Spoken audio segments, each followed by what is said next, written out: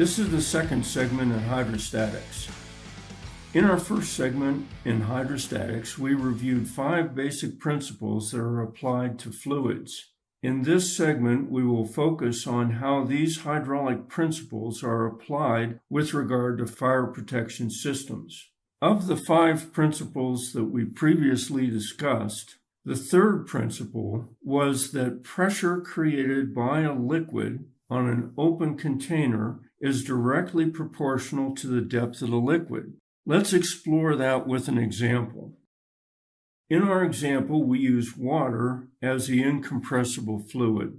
The specific weight of the water is 62.4 pounds-force per cubic foot. This translates to an important constant, 0.433 psi per foot. This constant means that as we go deeper into a column of water, the pressure will increase 0.433 psi for every foot we go down. This is an important one to remember.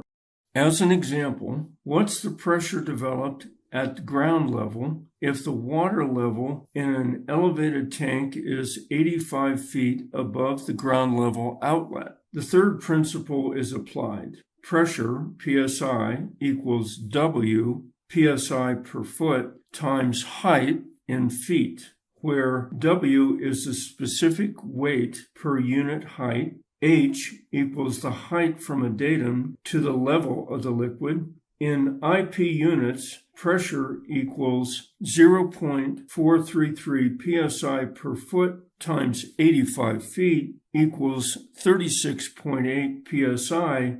In SI units, 0.098 bar per meter times 26 meters equals 2.55 bar. If the liquid outlet is not at the base of the tower, then that change in elevation is added or deducted from the reference datum. Let's expand the example. If the liquid outlet is further below the reference datum, add the additional height. If the outlet is an additional 36 feet below the base of the tower, in IP units, pressure equals 0.433 pounds per foot times 85 plus 36 equals 52.39 psi.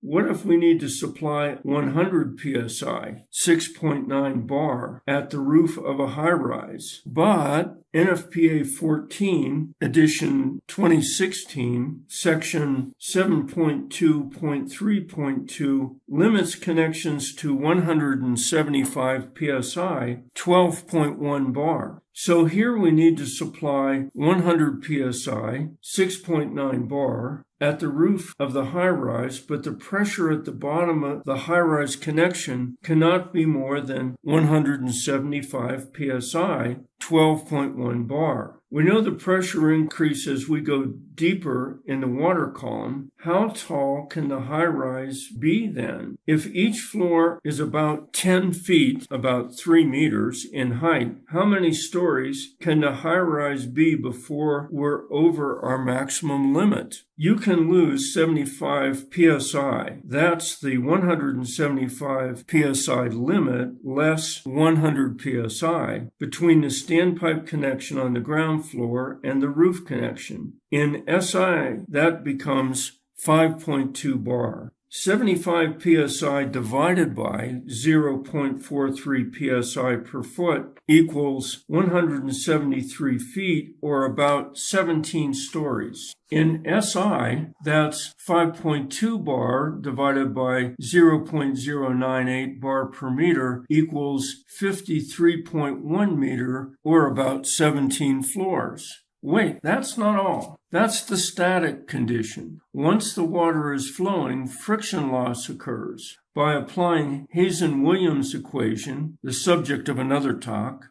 an equivalent length of 180 feet of 4-inch standpipe, including all the fittings, could easily account for 14 psi in additional loss if 500 gallons per minute is required at the rooftop. In SI, we're talking about a loss of 0.97 bar. So including the friction loss through the pipe, we really only have 61 psi or 4.2 bar to work with. Now that's 61 divided by 0.43 psi per foot, and that equals 140 feet or about 14 floors. In SI, that's 4.2 bar divided by 0.098 bar per meter, and that equals 42.9 meters or about 14 floors. In this segment, we covered how height and pressure are related. We looked specifically at a standpipe system as an example to determine how tall a building could be and still accommodate no more than 75 psi or 5.2 bar difference between the top and bottom of the building. I'm Ed Henderson. This is Meyer Fire University. This has been a preview of Meyer Fire University. Join the next generation of fire protection experts at www.meyerfireuniversity.com.